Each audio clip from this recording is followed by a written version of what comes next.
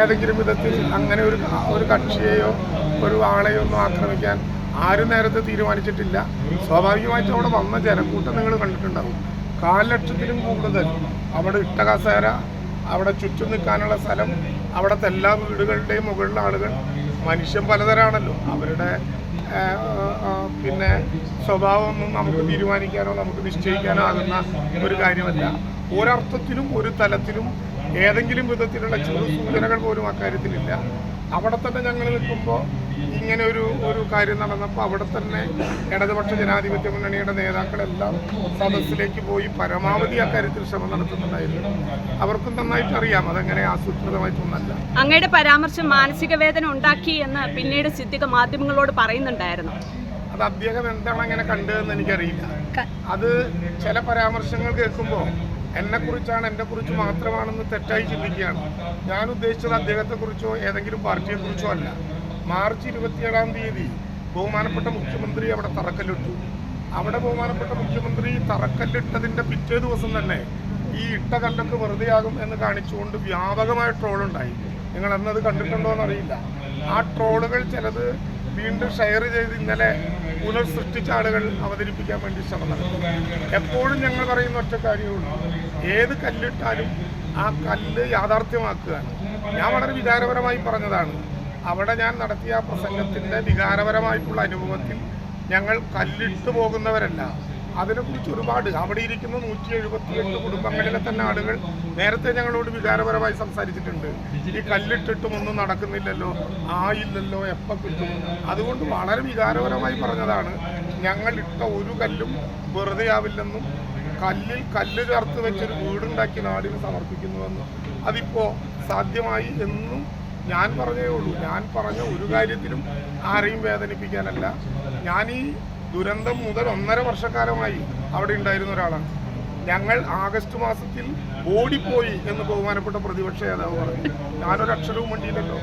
ബഹുമാനപ്പെട്ട പ്രതിപക്ഷ നേതാവ് അന്ന് കണ്ടതാണ് ഈ പിന്നെ സബ് കമ്മിറ്റിയെ. പിന്നെ അവിടെ ആ സബ് കമ്മിറ്റിക്കാരെ കണ്ടിട്ടില്ല എന്ന് പറഞ്ഞു. ഞാൻ ഒരക്ഷരവും വേണ്ടിയില്ല. കാരണം ആ എൽസ്റ്റോൺ എസ്റ്റേറ്റിലെ വലിച്ചു കളഞ്ഞ തേയിലച്ചെടികളിൽ ഉതിർന്നു നിൽക്കുന്ന മണ്ണിന് പോലും ഞങ്ങളുടെ പാദസ്പർശനത്തിൻ്റെ മിനിറ്റ് അറിയാം. അങ്ങനെ അവിടെ നടന്ന് വേർപ്പ് അനുഭവിച്ചയാളാണ്. അത് ഇന്നലെ ദുരന്തബാധിതരായിട്ടുള്ള മനുഷ്യർ ഞങ്ങളോടെല്ലാം കാണിക്കുന്ന ഇടപെടൽ കണ്ടപ്പോൾ അവരുടെ വീട്ടിൽ അംഗത്തെ പോലെ ഞങ്ങളുണ്ടായിരുന്നു എന്ന് മനസ്സിലായി. ഞാൻ അതിന് മറുപടി പറഞ്ഞില്ല. 1.5 കൊല്ലത്തിനിടയിൽ ഈ വിഷയത്തിൽ ഒരു കാരണവശാലും ഒരു ഘട്ടത്തിലും ഏതെങ്കിലും രാഷ്ട്രീയമായ അഭിപ്രായം പറഞ്ഞതല്ല. അങ്ങനെ തെറ്റിദ്ധരിക്കേണ്ട പ്രശ്നമില്ല. ഞങ്ങളിപ്പോഴും ഉറപ്പിച്ചു പറഞ്ഞു, ഒരു കല്ലിട്ടാൽ കല്ലിൽ കല്ല് വയ്ക്കും. എന്തിനാണോ കല്ല് വെച്ചത് അത് പൂർത്തീകരിക്കും. അത് ഇടതുപക്ഷ ജനാധിപത്യ മുന്നണിയുടെ പൊതു പോളിസിയാണ്. ആരെയും വേദനിപ്പിക്കാനല്ല. നിയമസഭാ തെരഞ്ഞെടുപ്പിൽ LDF-ന്റെ ശക്തരായിട്ടുള്ള സ്ഥാനാർത്ഥിയുണ്ട്. CPI-യുടെ തന്നെയായി. അതിനേക്കാൾ കൂടുതലൊരു തീരുമാനം ഞങ്ങളിപ്പോൾ എടുത്തിട്ടില്ല.